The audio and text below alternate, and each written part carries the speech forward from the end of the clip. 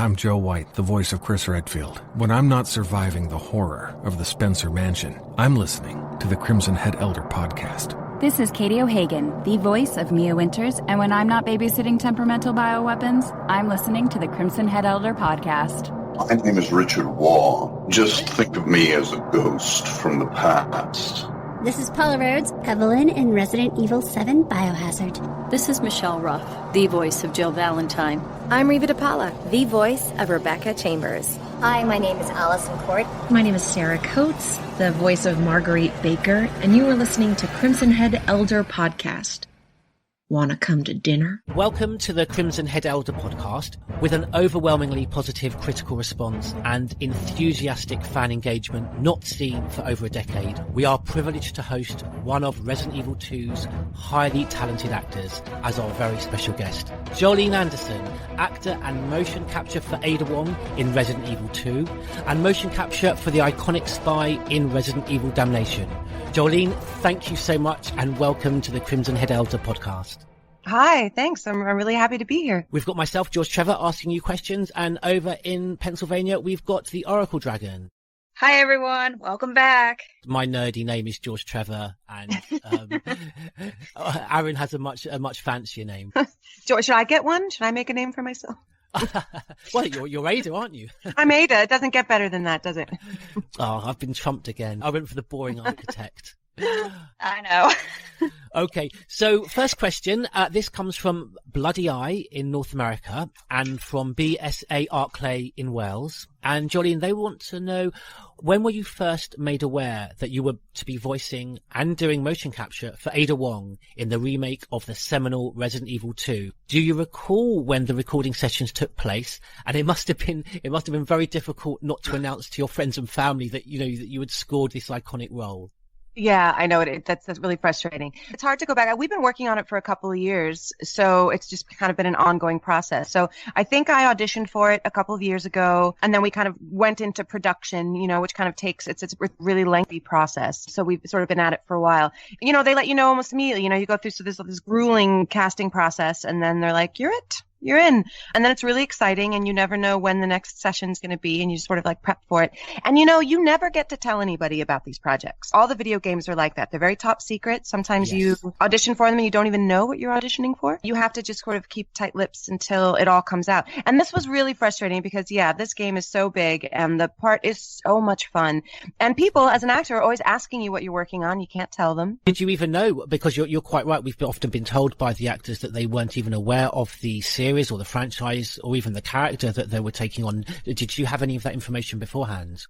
I did. And it's very rare for them to put out a casting notice that actually mentions the name of the project and the characters. But thank God they did, because I saw it and then I pitched myself. I saw that because they didn't come directly to me to kind of reprise this role because, I think they wanted something completely different because I'd done the film and other actors had done other things with Ada. I don't know if they just wanted to start over. I saw the breakdown and I got right on it, and I fought really hard for it. Like, I was really thrilled when it all came together.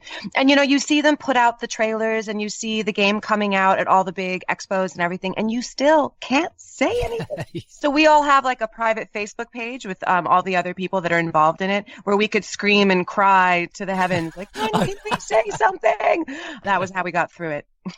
Oh, wow, like kind of a sort of group therapy, secret Facebook. Yeah, a little support. I could see you hugging somebody. It's okay. I know I've been through this too. The Resident Evil 2 remake support group. Yeah. And that's fantastic that an actor with an appreciation for the role, you're reprising it. You had done motion capture for Ada Wong in Resident Evil Damnation. It's fantastic when other actors get the opportunity to take these roles on, as has been the case in Resident Evil 2. But also, there is something nice in a connection and having the same actor voice their character through various installments. Yeah. Well, I didn't know I was going to do the voice. I thought I was just looking for the mocap. I came to the first audition woefully unprepared. I just kind of, you kind of have to go through the motions with the script. And, the script obviously feeds into everything that happens physically. And I was afraid that I'd blown it, actually. And then when they were like, actually, we're doing full performance with this character, Then I got really nervous and really scared, and and then I was just really excited that I had the callback, and then I put it all together. And when you want something very badly, as actors we kind of roll with the punches, but I was just I wanted to have her, and that really comes across in your performance. I mean that strut. I mean, we'll get a question comes on to that walk that Ada does. Is very confident, and I think that confidence and the fact that you really wanted it that bad, almost kind of bleeds through into the motion capture. Oh wow, that's interesting. Great. Great. You'd hate to be lazy, right? Such an iconic role. That's just not fair. Next question comes from M. Gregg from North America, Alan Winnipeg Mouth of North America, and Bloody Eye. Had you played the original game or had prior knowledge of the character? If not, have you played either the original or remake since, and may even have a preference to which was the superior game? I'm going to have to just say it. No, I didn't. I don't play video games, oddly enough.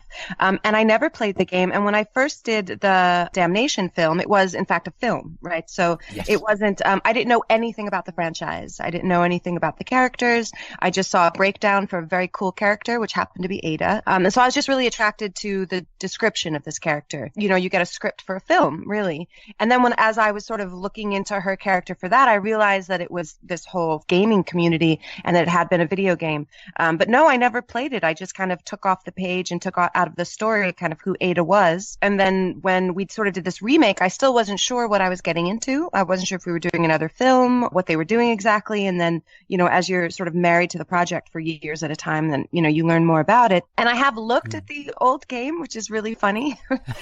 It's just so, it's just from the 80s. It's just the technology is so new. But it was really fun to watch. But I haven't actually played either game.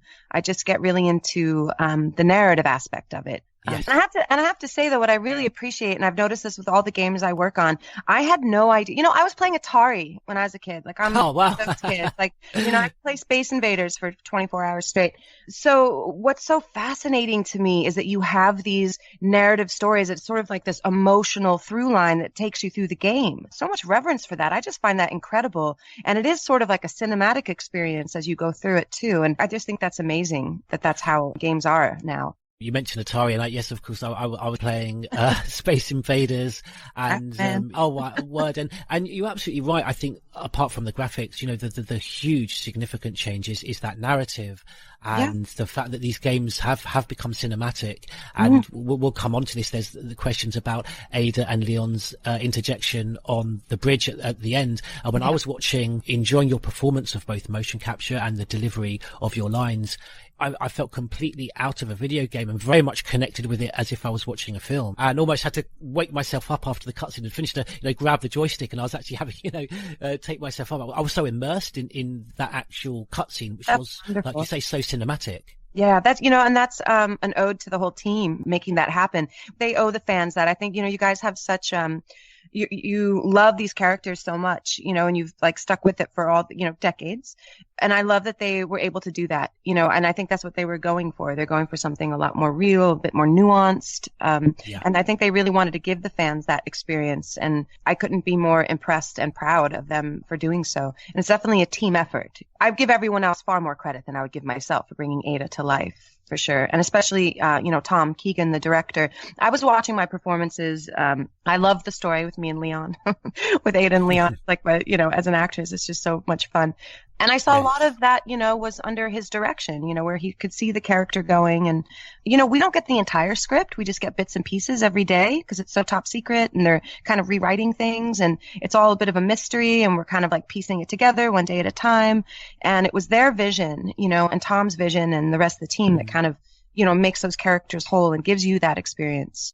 It's interesting you mentioned that first game all those years ago, and I can't think of many strong female lead characters from that era of video games when Resident Evil 2 was first released. Along with Lara Croft, I think Ada Wong was one of very few roles that was not dependent on a man, was not dependent on a man to save her. Far from it. Leon wouldn't have made it very far through the RPD without Ada's specialist knowledge and combat training. How does it feel for you as an actor to reprise such a significant role, but with that legacy as a female character? I mean, it's awesome. You realize that when you take the role. I mean, I couldn't be more excited about it. I wish there was more of them. There's one Ada, there's one Lara Croft. All these games are sort of bringing stronger female characters into play. So that's really cool. But, I loved it. And I love that they were making her a bit more nuanced too. Because she's not robotic. She's very sexualized, which I'm cool with, because she's also incredibly strong and unstoppable. I love Ada. I love everything about her. I felt very privileged and very excited to play the role. And I'm grateful that there is a strong female character like this. And of course, Claire's a strong character too. And it's always exciting as a woman to be able to play a strong female character. And that's just the truth, because they're few and far between. It's getting better now, but it's awesome. And you want to do her justice, right? You don't want her to be one-noted. You don't just kind of want her to be eye candy, I guess. You haven't written her like that, thank God. You and Aaron can speak more to this than myself, but she's slightly sexualized and they play on that, but she's more nuanced than that just being the sole feature. She doesn't rely on that as the main ammunition. There are far more interesting, subtle nuances to her character. Well, and it surely helps. I mean, it is one of her weapons, I would say. Yes. The fact that she can easily manipulate everyone because she's so sexualized. That might be controversial with other women, but I think it's awesome. I mean, why does she use everything that she's got? She's mysterious and she's very powerful and she uses everything that she's got. I think Ada's awesome. She's probably one of my favorite characters that I've ever played. Oh, wow. Yeah. Ada knows how to handle herself. She sure does. And she really is the unstoppable character. She's like the secret weapon. As long as Ada's around, like everything's going to be, for the most part, I guess, things do. Drama happens. When she's in a tight situation, she can figure it out pretty quickly. Yeah. Unlike some people or other characters would be like, oh crap, I'm going to have to fight. Ada's like, no, I can do this. I don't have to get into confrontation here. Yeah. And she's usually very calm and collected. She doesn't lose her cool. Also a great thing for a female character to not be, flustered. I like the fact that she's not black and white. She's neither necessarily an out-and-out antagonist or an out-and-out protagonist. Plays between those two ranges, doesn't she? Yeah, she's such a fun, complicated character. As an actor, you appreciate all of those things, right? 'Cause you have to. So it's fun to see everyone else speak to those things too. Because you don't know very much about Ada. She's very hidden, yet she's you kind of never know if anything that she says or does, anything about her is real. You never really know what her intentions are. Yeah. I really like that. She's a very complicated, multidimensional woman. I really enjoy the fact that we have, such a well-rounded and serious character, and of course, such accomplished actors to portray that voice, and it's fantastic. You gotta be kidding me! Get off of me! Hey! Who is that? Stay sharp.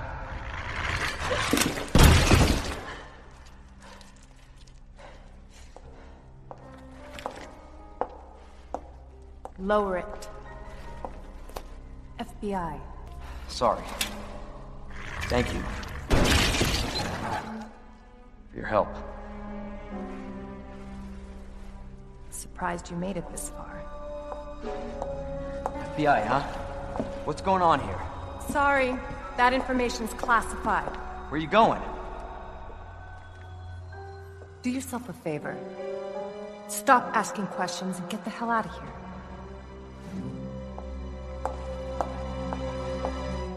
Neptune from England, he asks, Mocap is still quite a new thing for this franchise, and Ada Wong has portrayed brilliantly in the past by Sally Cahill. Were you concerned that when taking over the role, you were taking over some big shoes?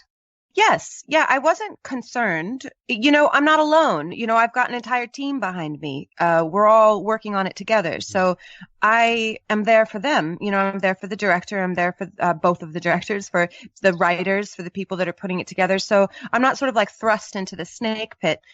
There's a lot of direction that happens at the auditions, and then once we sort of become a team, they make it a very safe and comfortable place for us to work things out and know what's expected of us and sort of hash out the characters. So concerned, it feels like a negative sort of word. It was exciting and it was really fun.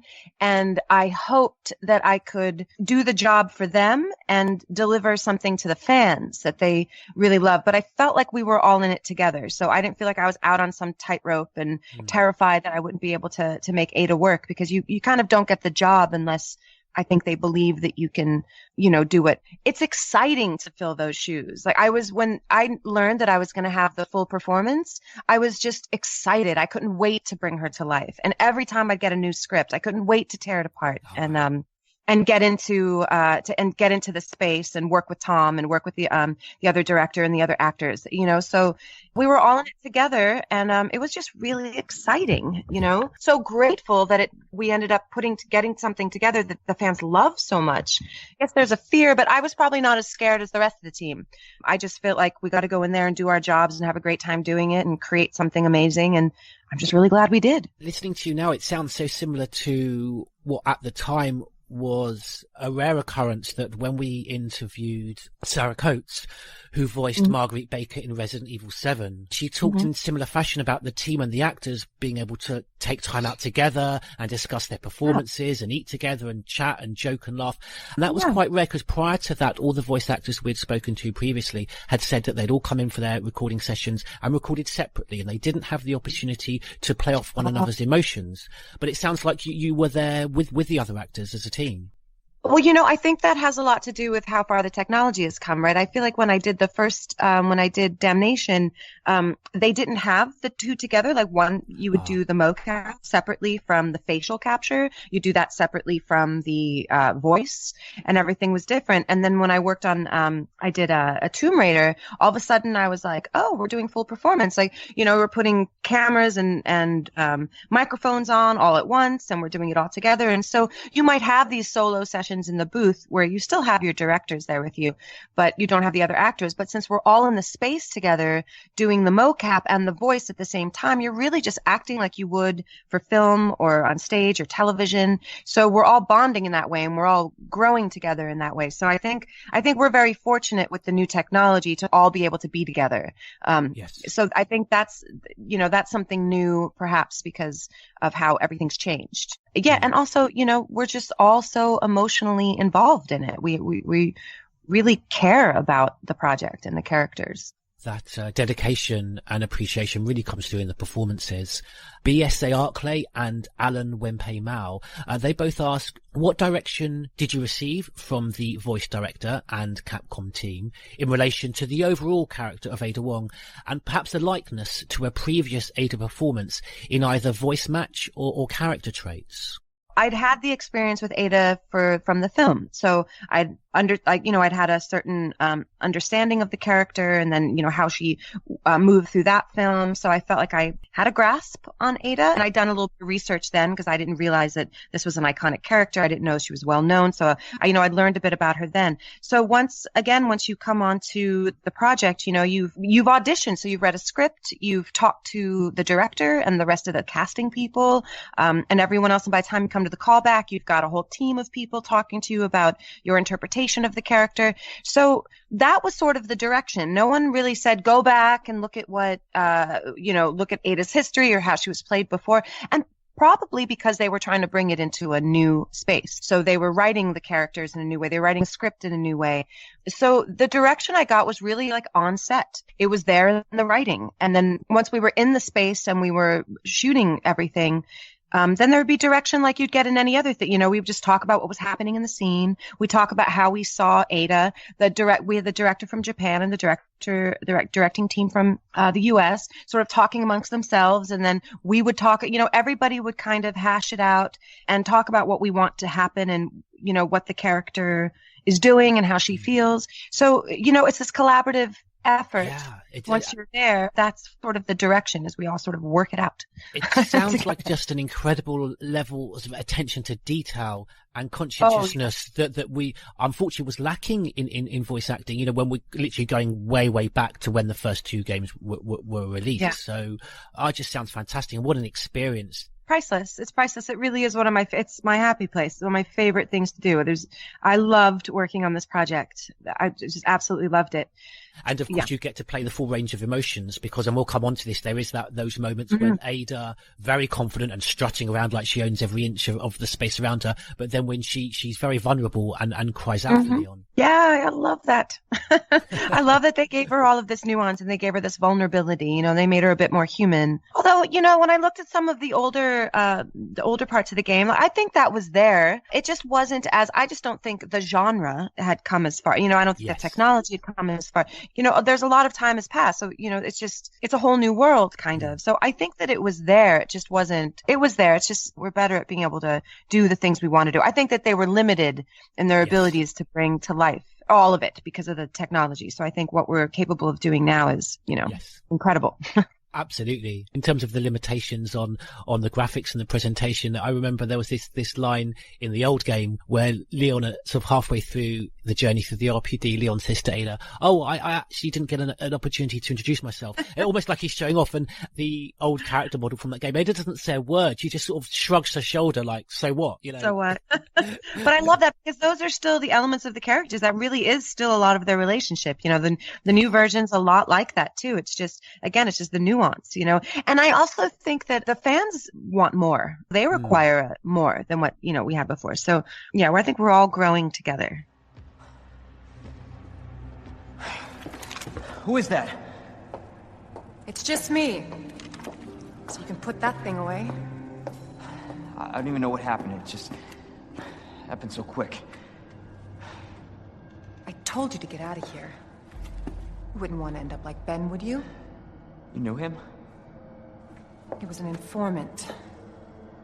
Had information of use to my investigation. So what he said was true? Hey, you can't keep walking away from me! I don't even know your name. I'm Leon Kennedy. Find a way out, Leon. Before it's too late. Then we'll talk. Name's Ada. And we're on to the next question, and this one comes from BSA Arkley again. How important was it to Capcom to recreate the original Resident Evil 2 narrative and pay homage to the classical seminal game? Do you remember any specific conversations regarding this coming from the Japanese developers? I can't really speak for them because I wasn't on that side of things. I'm not on that team, right? So I'm not really sure. All I can say is they did an incredible job. And I know that they gave their blood, sweat, and tears to it and toiled over it constantly. And there were constant rewrites. And they just really wanted to get it right. And I think they had a vision of bringing it into a modern time. I can't speak really to what was going on in those rooms other than I can commend their bravery and the risk that they took to make this so modern, to sort of be like, this was our vision and this is what we want to do. Because, you don't know how the fans are going to receive it. You don't know what their reaction is going to be when you mess with something something as beloved as this game, in this world. I think it was worth every drop of sweat. And blood, Ada's blood. Yeah, and blood. Some of us have been known, maybe, to take the series a little bit too seriously or get a little bit emotional. Why are you looking at me, Aaron? No. Oh, there's so much I know. Yeah, this is getting old. Saving your ass, that's twice. I didn't realize you were keeping score. Look, this isn't a game. Nothing dies down here.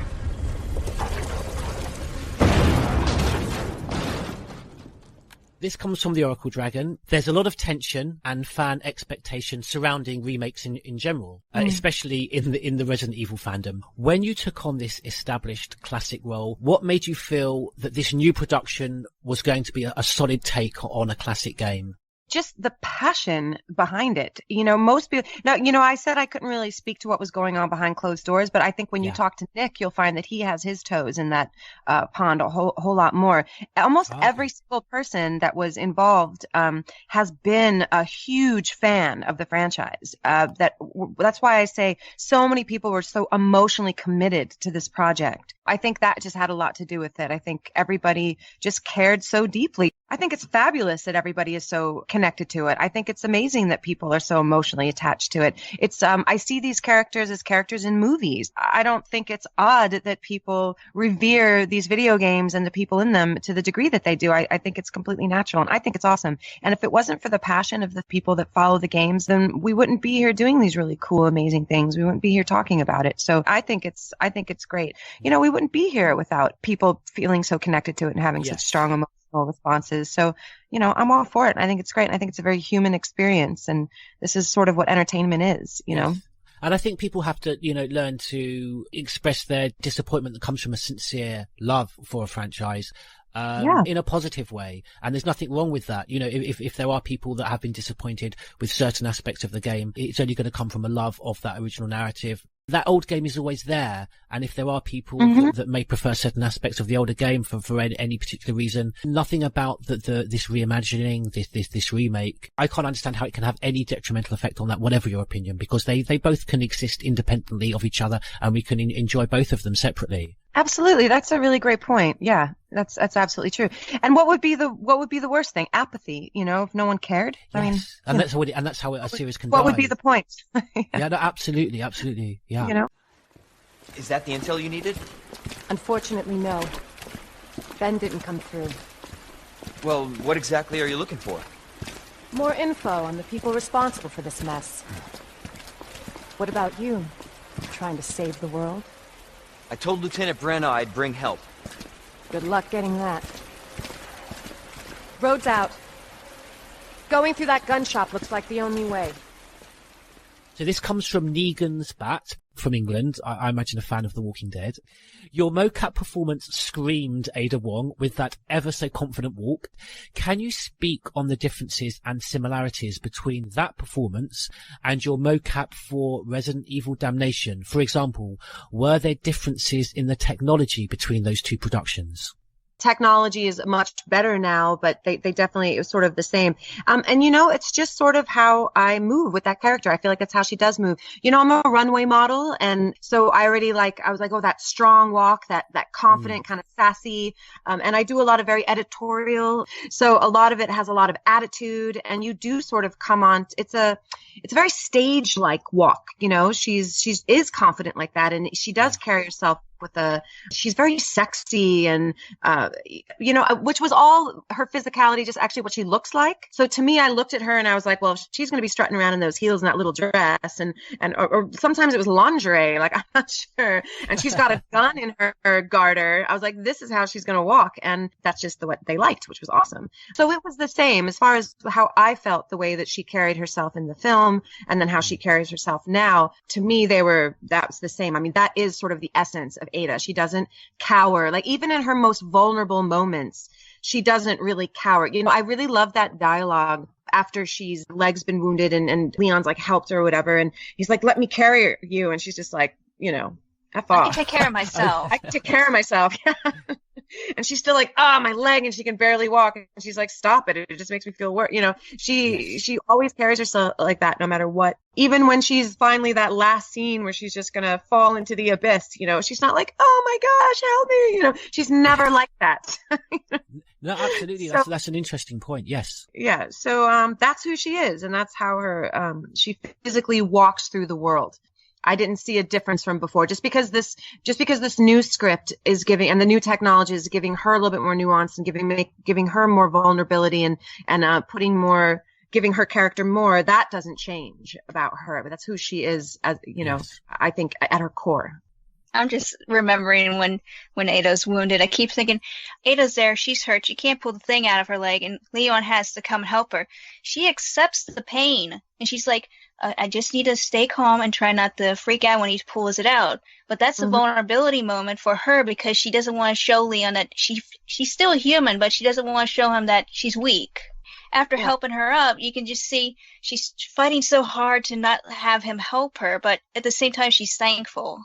Oh yeah. Yeah. And I just loved the line when, he comes and he finds her and she's like, I can't get it out. When that line, I was like, well, she wouldn't say so. Like, why are we? And it's just so beautiful. And again, gosh, I miss Tom so much. I loved working with him so much. We sat and talked about that scene for a long time. He had Nick and I go through all kinds of sort of role playing, like making up our own dialogue. We improv that scene a lot to try to get to an emotional place where, like, why would she be so open to say something like that to him? Like, why couldn't she get it out herself? Like, what's going on? And it's such it's just so few words. I can't get it out.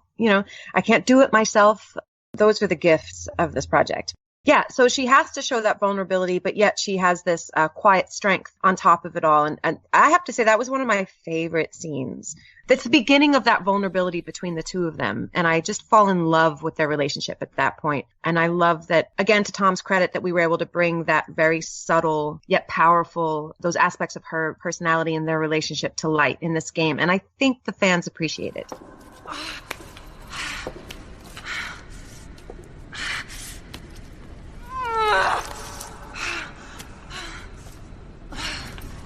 Where's Leon when I need him?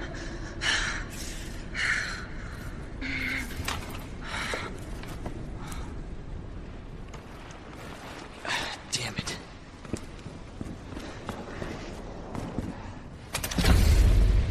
Come on. Ada! Ada, where are you? Over here! Ada! Getting worried there for a sec. I can't get it out. I don't know if I should, Just do it. I can't walk like this. Okay. It's gonna hurt. Hold on. I can do it myself. Just relax, okay?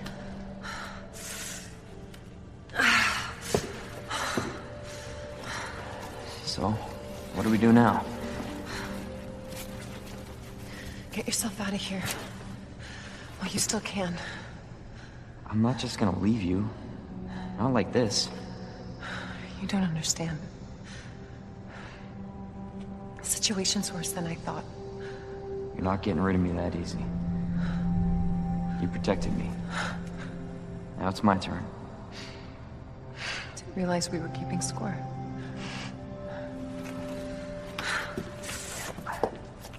Grab my shoulder. Don't push it, rookie. Okay, just trying to help. What's your step? You want to help? We have to get to the nest. Nest? Umbrella's lab, right beneath us. Net let it slip. That's where the virus samples are. You up for this? I think I could fit it in my schedule. Come on. We got work to do.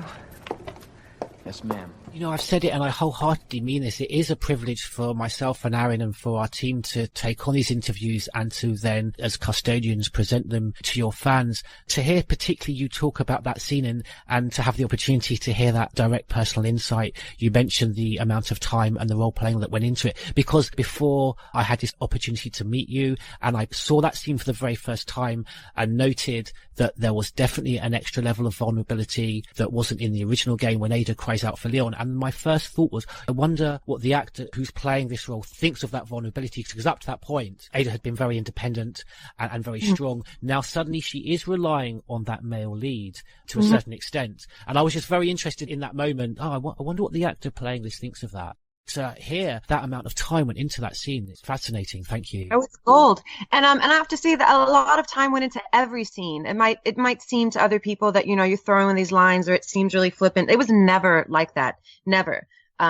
There's a reason it took 3 years to shoot this. I mean, a lot of it had to do with the technology and the writing or whatever, but we were constantly going back into the mocap space and we would only tackle so many scenes a day, because every single line, like every single scene took a long time to shoot, even if there wasn't that much dialogue, because and again, Tom, working with us, it felt very much like I was working on a film or something else. You know, we would dissect the scene. We would talk about the nuance in the scene. We'd run it a whole bunch of times until it was absolutely perfect. And even if we thought that we'd gotten it, you know, Tom would come back like, no, you know, like, let's tear it apart. Let's do an exercise. Even in the dialogue that seems like maybe it's not that complicated or doesn't seem very deep, it was. And there was that time and that effort on all of our parts to get it right. And I think that's why the game turned out the way it did, because no one rushed through anything. No one threw anything away. We worked really hard on it. The way you're talking about it gives us, the fans and stuff, a visual in our minds of how you guys did this stuff. We don't see this ourselves. We just have to listen to what the stories you guys have to tell us, and then we can visualize it, because you guys put a lot of work into this game and interacting with each other, setting up the scenes and stuff. In the end, you guys came out with such a beautiful performance. I'm so glad to hear that. The entire time, all we wanted was to give the fans something they loved. Like, we did feel that responsibility that we talked about earlier. I just didn't find it daunting, but I've taking on that responsibility. We all felt that. And, Nick and Stephanie and everyone else on the team, they really are like big fans of the show. So I'm sure for them, it was really stressful. Yeah, that's one of the things. Hearing one of you guys as a fans of the game is like, what? Oh, yeah. Because half the time they don't get anybody that knows the game. And when we Oh, hear no, that they actually got someone, you got more passion. See, I was the only one that was kind of the outsider, but I'm very emotionally attached to my characters and the projects anyway. And being around everyone, like, I just jumped on that whole, like, we were just a family it's like we were trying to make something for our family. Felt like custodians of these characters and of this game. And it was as important to us as it was to the fans. You mentioned that you weren't a gamer with regard to Resident Evil, but you've got nothing to worry about. Come on, you were playing Space Invaders. You've got enough in your locker. I'd suggest that's almost more street cred than playing Resident Evil. Thank you. I'll keep that one in my pocket then. People are like, oh, you never played the game? I was like, yeah, but Space Invaders, I played that my whole childhood. Oh my gosh. I think I grew up on Atari. Somewhere a millennial is playing Atari. Am I right? Near me, there's this really pretentious pub and they've got Ataris. You can actually play. It must be so boring. It's so slow. Retro gaming is huge. Like you mentioned, there is that old game that you have such fond memories of, and then you go back and you play it, and you're like, "Oh my god, did I play this?" This is a challenge question for you. Yoke from North America and Dark Moon from England both ask, what was the greater challenge? Do you find it easier if you also do the mocap for the role, or does the physical aspect not affect anything? I prefer and I love, and I hope from now on this is the way it is, I like to do them both together. I love that we can record the video and the voice at the same time, and you're just performing like you're performing anything else. It's so much more difficult to do the mocap separately and the voice separately because you're actually giving the performance. You're living through the scene. It would have been that scene that we were talking about with Ada and Leon when she's wounded. It would have been so much more difficult to make that scene come alive had we had to recreate it in a booth when we were physically creating it in a space, but when you're living it together at the same time, then you're creating this beautiful scene. So I'm just so grateful that technology now allows us to capture it all at once, because that is the most real, most honest performance that's being created right then at that time. As an actor, I hate doing ADR. So when you shoot a film or you do a TV show, if the sound quality was messed up, or if they wanted to change a line or something didn't come out as clear as they wanted it to, you have to go back into a studio after you've shot the film and you have to recreate that moment, which is almost impossible. It's almost, if you're in a really emotional space and those moments where Leon and I worked on, or Nick and I worked hard to create after being on set today, all day together, to have to then separate that, a month later and then try to recreate that moment is very difficult, if not impossible to do. So the magic of being able to just record it all at once is just much better. So the challenge of doing it separately is there. And thank God we don't really have to do that very often. And even now with this, we did have to go back into the sound booth and like pick up little bits and do that kind of thing. But, we weren't asked to create an entire scene separate from how we'd done it physically and vocally. And those things do come together. As an actor, I'll just tell you that, like, those things have to come together. They're not separate. It's all one living thing. How you move and what you say are completely connected to each other. Whether it's more challenging to do both the motion capture and the voice, particularly for a character like Ada, who is moving around a lot and does have these specialized moves. It's easier. It's way easier. Ah, okay. It's so much more natural. Yes. To do that, because you're actually living in that moment. If she's not saying something that doesn't fit what she's doing physically. As you're moving your body physically that way, your vocalization is changing a little bit because you're taking a defensive stance, or you're running from something, or you're. So it kind of bleeds through into the tone of your voice, into the cadence. Absolutely. Yeah, absolutely. No, that is the best case scenario, to be able to physically and vocally do the same thing at the same time. Doing the performance and doing the motion capture, you actually get more emotion out of yourself than being in a booth and just speaking into a microphone, because you don't know how to get into that mindset, like she was saying, because it's very difficult. Because when you have somebody interacting with you, you can feel like you're doing it in a natural tone. Like, we're talking about this, I can actually sound like a normal person asking this question instead of trying to force it out. Right. When you do get into the sound booth, it's like I said, you take just as much time as you do when we're shooting. So I'm in the booth with Tom and we are working to get it to that place. Right. And it's your job. You're going to have to make it sound natural. You're going to have to get to the place. But I believe that it is impossible to get back to that place. I really, Yes.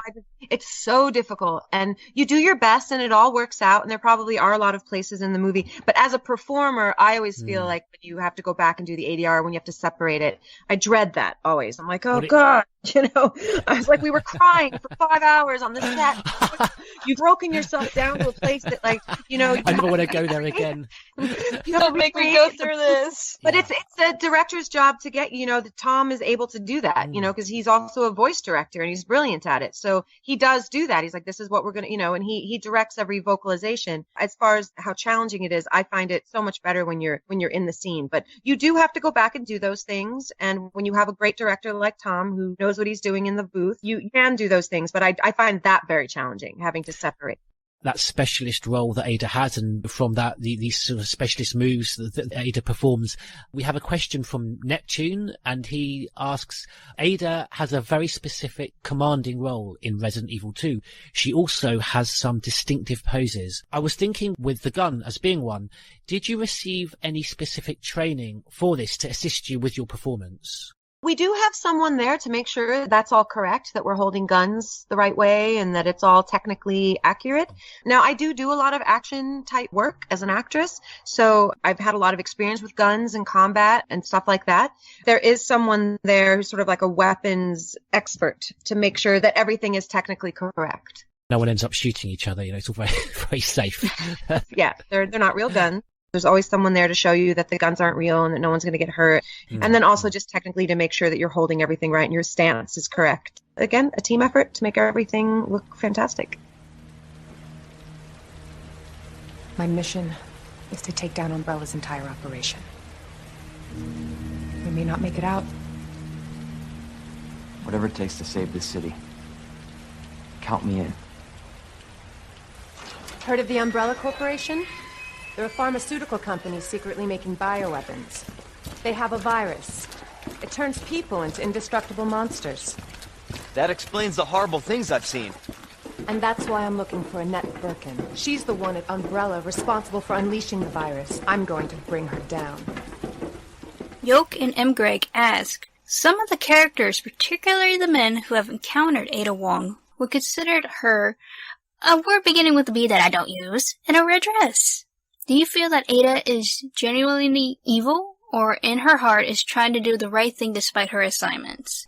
Yeah, she is kind of a B in the red dress, and I'm fine with that. That's what I like about Ada. She doesn't take any BS. That's funny. Because as we know, when a man walks into a space like that and takes full command and doesn't take any BS and kills everyone in sight, no one's like, oh, look at the a-hole in the cargo pants. That's a good point. Absolutely. Yeah. So I'm cool with that. She does have an attitude and she doesn't have time for your BS, and I'm fine with that.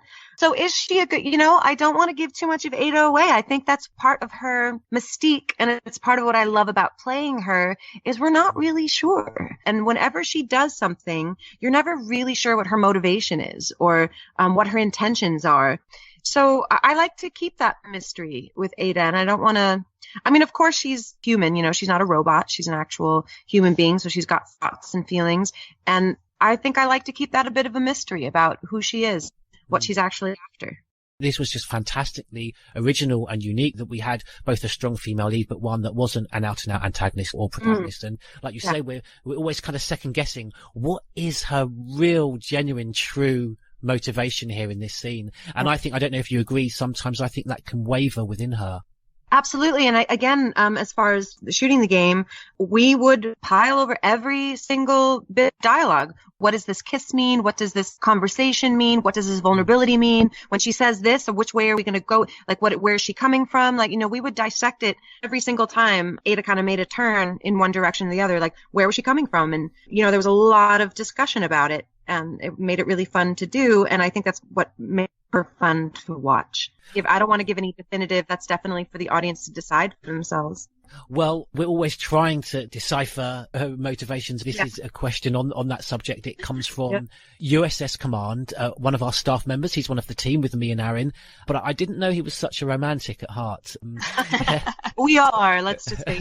So USS Command asks, Leon falls in love with Ada in the original Resident Evil 2. Now, Jolene, during your portrayal of that Resident Evil 2 narrative, did you feel Leon's falling for her was justified? Some fans have noted that Ada seemed to be manipulating Leon, far more so in the remake than in the original. So do you think Ada has feelings for Leon based on your work with her character?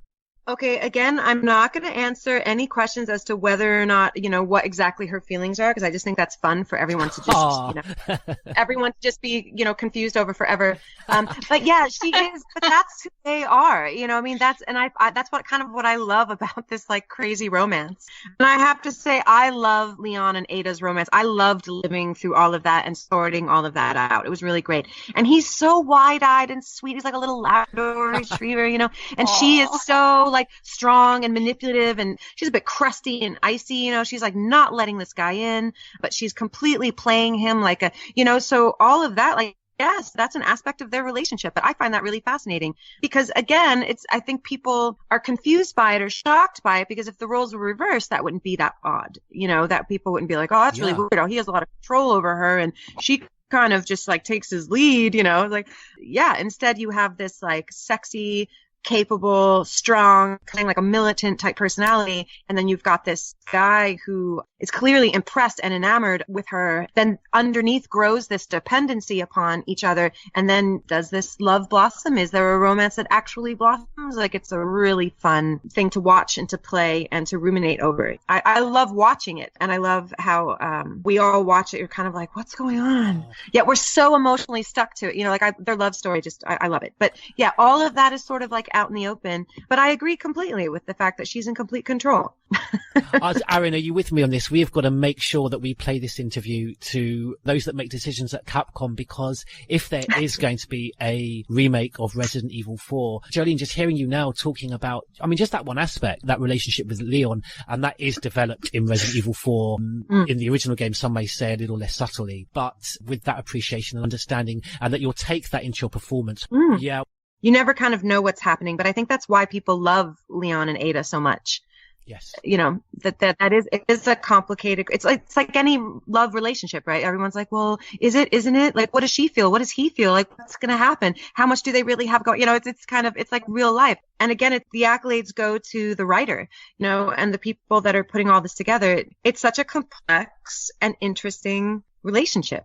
And that's why people love it, Yeah, absolutely. It really is my favorite part of the entire thing. And when they kiss, like, I swoon. I'm like, oh.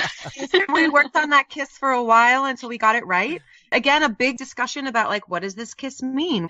That might seem silly, but as human beings, we know that what does a kiss mean? How do you kiss someone? How, when I see it now, I'm like, I get a little fluttery. I'm like, oh, they're so beautiful. I love Leon and Ada. I just sort of imagining Nick as a fan wanting to write the scripts for himself and kind of handing them to you in a brown envelope as, marked, as if they're from Capcom, but really, Nick's kind of adding. He wouldn't care about me. He'd be handing them to the bigwigs. I just do what they tell me. But you're his Ada. Oh, I know, and it's so sweet too. And I really do feel like Nick, we're a lot like our characters. I am a little bit like Ada. And I feel like Nick is a lot like Leon. He really is. If you fall in love with Leon, you fall in love with Nick for sure. He's so sweet and beautiful and handsome. And, he's just awesome. So he brought a lot of, I think, I can't speak for him, but worked with him or knows him. I feel like he brought himself to that character for sure. He's easy to fall in love with. We are very lucky, hopefully, to be interviewing Nick soon, and I'm already practicing his surname in because I mentioned how it's always my greatest fear pronouncing the names incorrectly. Yes, there'll be a lot of editing, I feel. But actually, I'd move this question right to the very end, but you've mentioned it now, so I'll quickly ask. Mohammed Lam from Saudi Arabia, he says, how much of your own personality, Jolene, can you relate to Ada's? A lot. I play a lot of strong women like this. Of course, I'm not like Ada, but I am a very strong woman, and I'm just a strong person. I don't take a lot of BS. I get things done. I'm very efficient. I guess that's why I don't think she's a B, because I kind of like, what? She doesn't know this guy. She's like, don't touch me. She's like, let me try to save this idiot who would be dead if it wasn't for her. That makes a lot of sense to me. She's just like getting stuff done. She's just doing what needs to be done. But at the same time, of course, she has her vulnerabilities. She's not made of stone, but she's not unreasonably vulnerable. She doesn't like fall apart. Yeah, I'm a lot like Ada.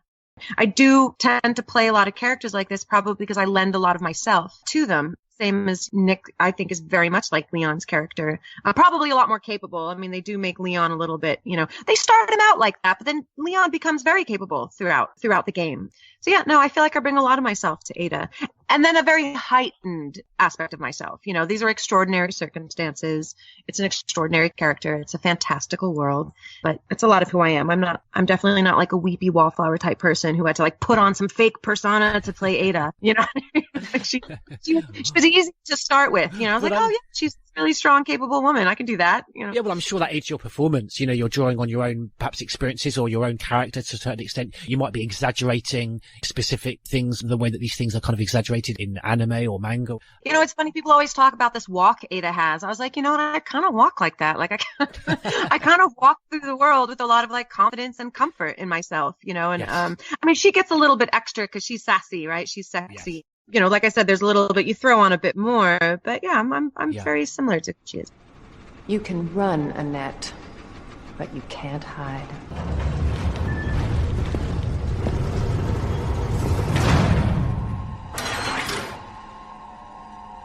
Bravo.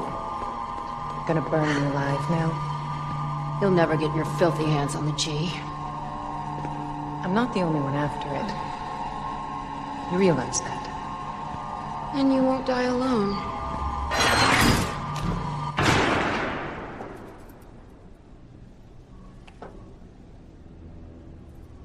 Enough with this cat and mouse game. The game is over. You lost. Tell me, is your husband still alive? Or did you kill him so you could take credit for G? Interesting theory.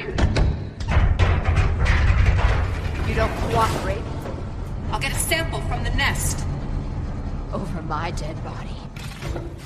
J.C. Wesker of England asks, the red dress that Ada wears is particularly iconic, and the red color in particular is very much a signature color of Ada's that she maintains as we progress through the series. What are your feelings of Ada's iconic look in terms of who Ada is as a character and who Ada is as a woman?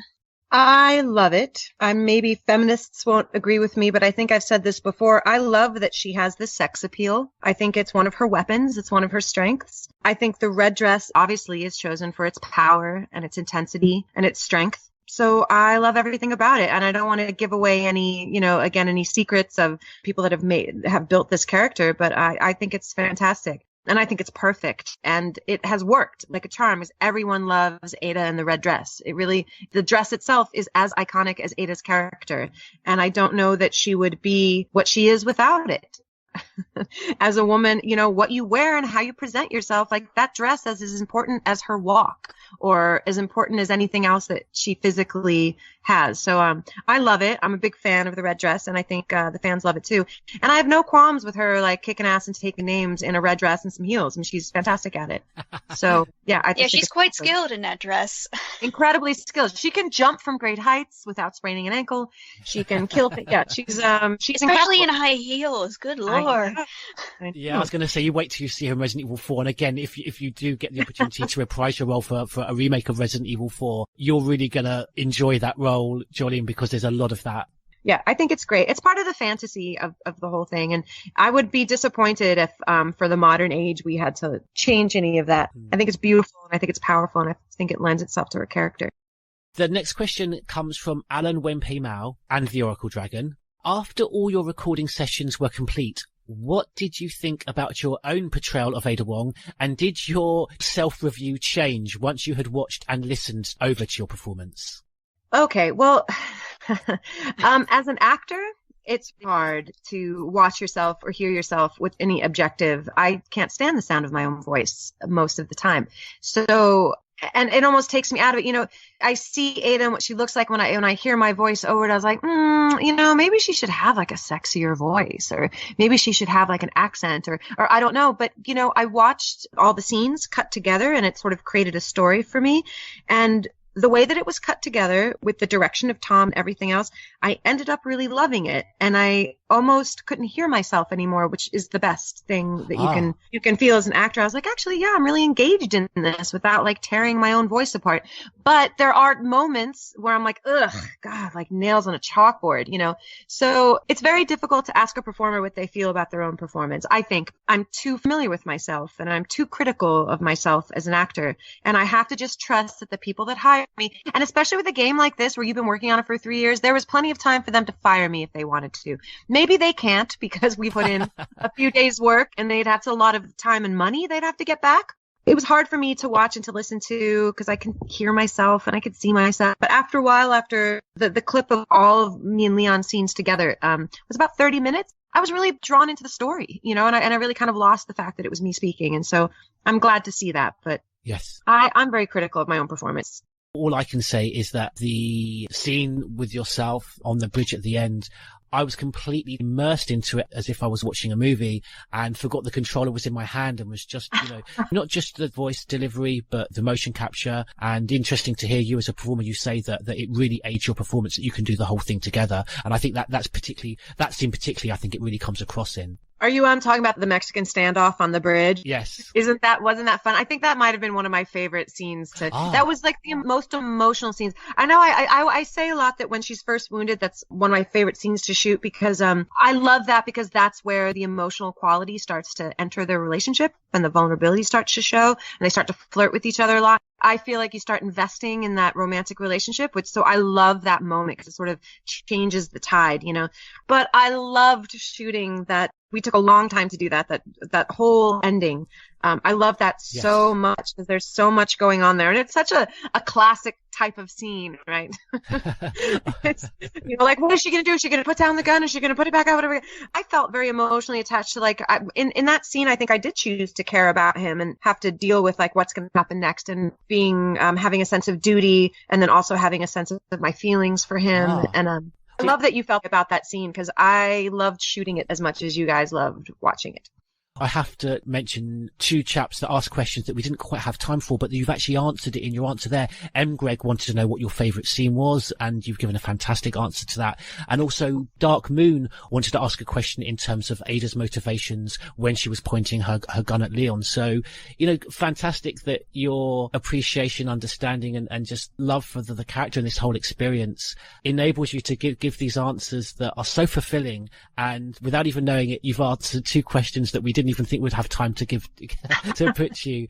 So Greg and Darkmoon will be really happy, as I am. I know Aaron and everyone is, with that answer. Thank you. Oh, great. Back to Leon and Ada's standoff. If I remember right, in the original, they did have a brief standoff there. Ada's gun, after she fell, if you inspect the gun, Leon actually finds out that her gun wasn't even loaded. There was no ammo for it. So she was basically holding him at gunpoint with an empty gun. So do you think she was probably had that same... Do you think Capcom probably had the exact same kind of vibe for her in the scene you did with Nick? That's interesting. It's like all these little secrets that I kind of didn't know. I wonder if, sometimes I'd have other, Nick would inform me. He's like, so, this is what happens. And I'd be like, oh, okay. That's so, I didn't know that. After she gets shot, she drops the gun, and when Leon has to let her go, you can inspect the gun, and it will say there's no ammo there's nothing in it. It was empty. I'm really glad I didn't know that, because that would have really taken so much of the heaviness and the power out of that scene. If I'd known that she wasn't going to shoot him, that wouldn't have been nearly as fun. I think I would have taken a lot of tension out of the scene. I'm kind of glad I didn't know that. Maybe this is sometimes good to not know everything. Yes. It upped the stakes, it upped the stakes a lot. Probably created the depth of that scene. As we were playing it, I really was struggling with what's going to go on here? What's going to happen? It does work best that you didn't know, that you didn't have the opportunity to maybe see the previous game, because, you're bringing your own take to it, and you're not prejudiced by that previous scene. And maybe it's a creative decision on the part of, the rest of the creative team to maybe not, I don't know if they assumed that I knew these things. I know Tom knew that I didn't know anything. I'm pretty sure. And maybe he thought that I knew a lot more about the character. I'd read through her bio. I had seen stuff on like Wikipedia and stuff, but again, I chose to kind of put a lot of that stuff aside because it really wasn't what we were focused, it really wasn't part of the storyline.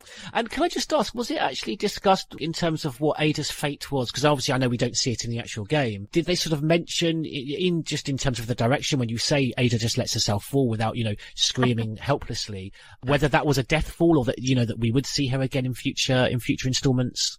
I remember when I got that script and I was like, what? Well, she dies? I was like, her and Leon don't, I was heartbroken about the love story. You know what I mean? I was like, What do you mean? Like, because you really are living through that love story with everybody else. I was like, but Leon, he can't just go on without me. What's going to happen? So I was, so I took it as just like, is this the end? And I'm pretty sure that someone hinted just like wink, wink, and I was like, oh. Okay, because then you're like, oh, wait a second, forget Leon and Ada. Really? Is this it for me? Like, am I not coming back? Like, that's a little disheartening. I was more emotionally upset about the fact that, like, what do you mean Ada dies? And what about Leon? And does he go on without her?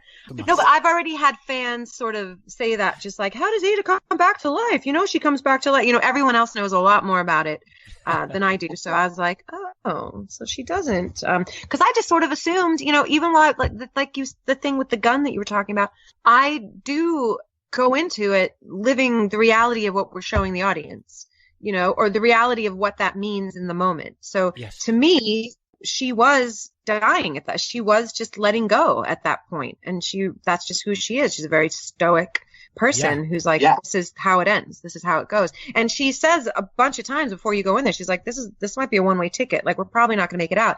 And if you're an assassin and you're someone who does what Ada does, you're probably going to die at some point. And so I took it more as like, this was the end. And that was a very emotional scene where she's like hanging from the bridge and like, I'm hanging from this crazy rope thing. And Nick and I are trying to like work it out. Like, there were tears, it got very emotional. We shot that for a while. I took it very much as like, this was the end. And this was the two of them saying goodbye to each other, and this was like the sad ending to a beautiful love story. So I didn't, even though I'd gotten a couple wink winks, I'm like, I'm not gonna play that. I'm not the way emotionally I want this to go down.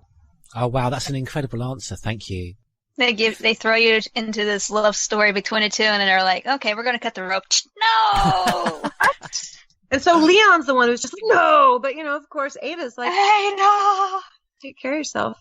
Her last words are kind of like, I love you, right? Like, I love you. But, that last moment to me, so maybe I put all this into it, but this is what we do as actors and probably a team. That last moment, it just you have to deliver those lines, was just like, take care of yourself means, I love you. This is goodbye. I hope the best. You know what I mean? Like, carry this on. It's so weighted. There's all these different words that you can say, but it's take care of yourself, Leon, It's like in the original with Paul Haddad, who was voicing Leon. When Leon has to let go of Ada and she falls, you can hear the emotion in his voice when he says her name, and then he wails out her name again because he is so upset that he just lost her. Oh my God, you say that and I get all like teary-eyed. I know. Just like, oh my God, I mean, I didn't realize in the original that it was the same line, like, shut up, I've got you. But I was like, as soon as he says that, I was like, I get all teary. I was like, oh my God, they're so cute. Would it help if we send you a link of Ada giving Leon the runaround in Resident Evil 4? She's got him around her little finger in Resident Evil 4, so don't worry. I would just love to see it. Yeah, that's great. You don't want everyone to be like, oh, well, this is just, she's just letting go and I'm sure she's going to be fine. It's not real. You're not bringing the heaviness to that moment that you want the audience to feel. I want to play it. It's edifying for me as an actor. Like, I feel those things as I'm going through it. I feel all of those emotions as we're doing it. I was like, this is so sad. And even when we talk about it. So I want it to come across like that for the audience. You don't kind of want to give away a happy ending. I wasn't taken out of the scene to then think, well, it's okay because, she survived in Resident Evil 4. No, that did come across in your performance in that moment. As far as I was concerned, Ada was dying. That definitely came across. Absolutely. Oh, good. I was just thinking about you. That makes two of us. I was getting worried. No, we make a good team. I gotta ask you something. Way's clear. Please, tell me you got it. Oh, I got it. Let me verify the G sample and we get the hell out of here. Before we do that, I ran into Annette. She claims you're not FBI. Oh, Leon. Why couldn't you just hand over the sample? As I realized, as much as I wanted to trust you, I didn't. I really hoped it wouldn't end up like this. So that's all this was. I was just some pawn to you? Look, I'm just doing my job. And I'm doing mine, so drop that damn gun! I'm taking you in. Hand over the sample, Leon. I don't want to hurt you.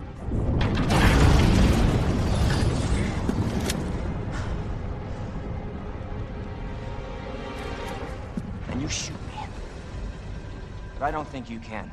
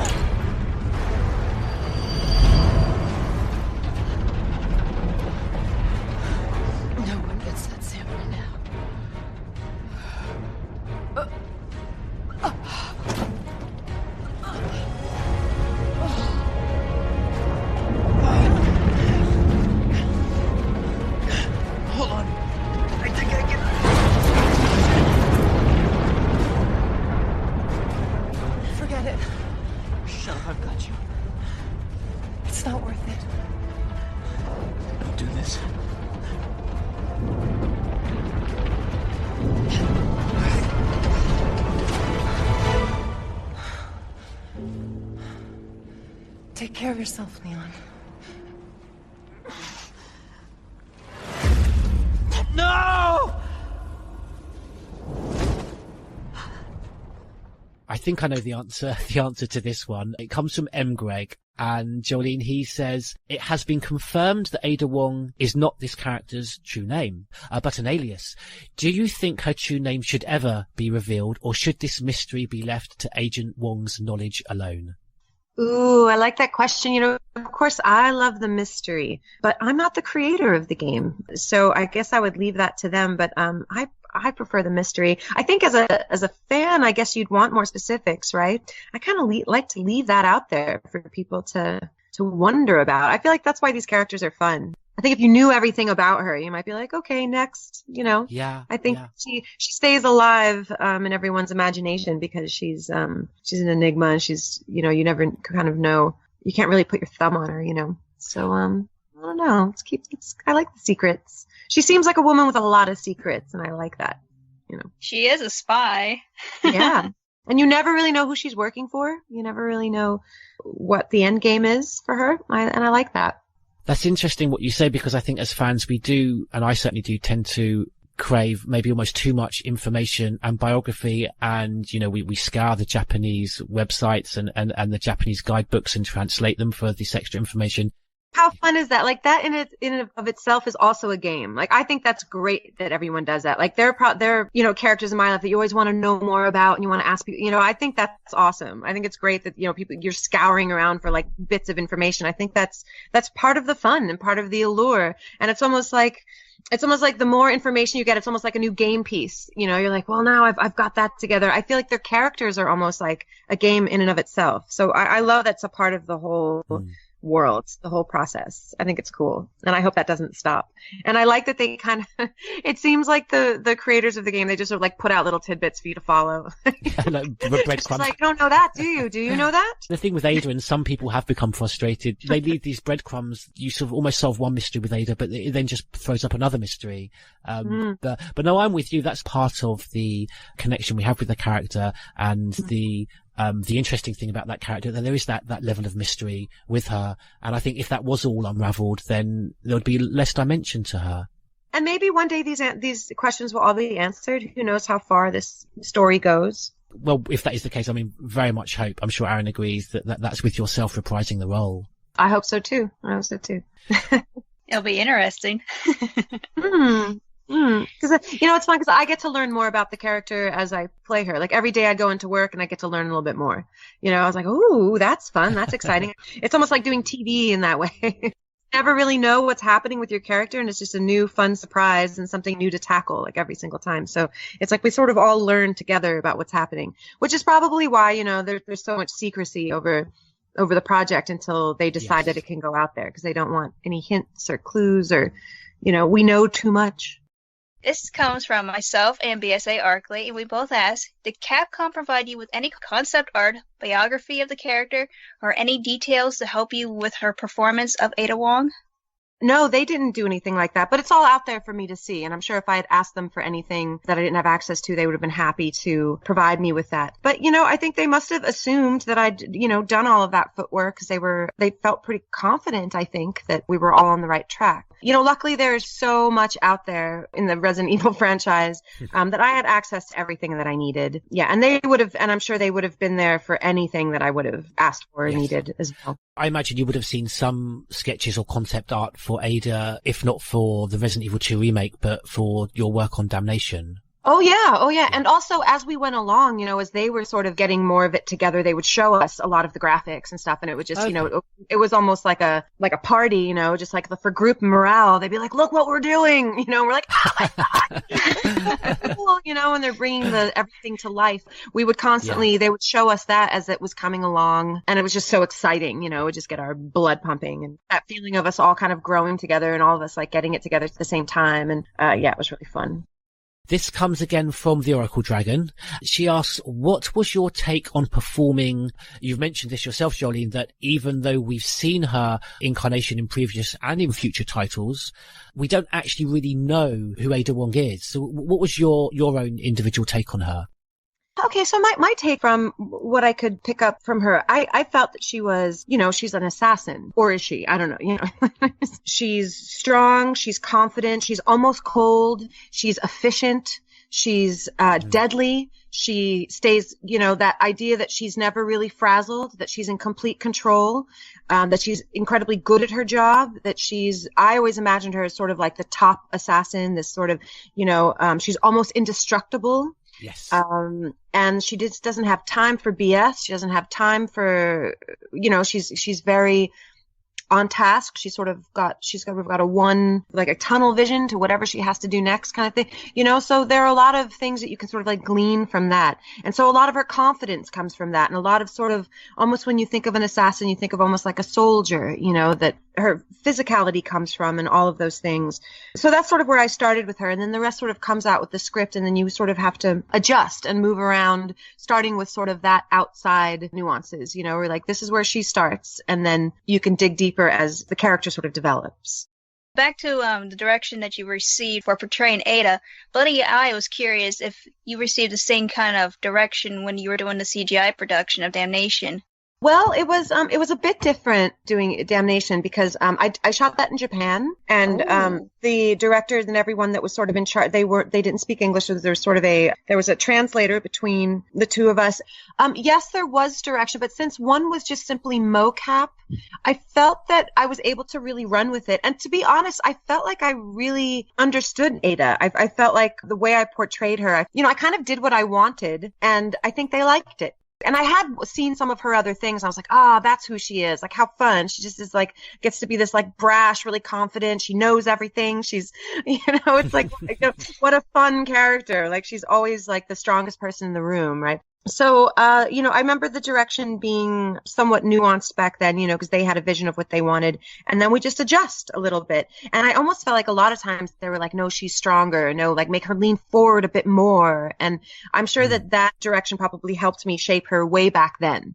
And get her sort of in my head. And so this time, it was a whole different experience because it was just so much more complicated. There was, I think since it was full performance and the team was so much bigger and you had your American contingent and you had your Japanese contingent and then you had all of these people sort of sorting it out. It was a lot more involved process. I felt like it was a little bit simpler the first time, and this was a lot more of this felt like shooting a movie, where the last one felt a little bit more like, okay, we're going through the physicality, and it was easier. You just sort of focused on one thing, whereas this was much more, every moment was a little bit more complicated and had a lot more depth, and, there was a lot more direction.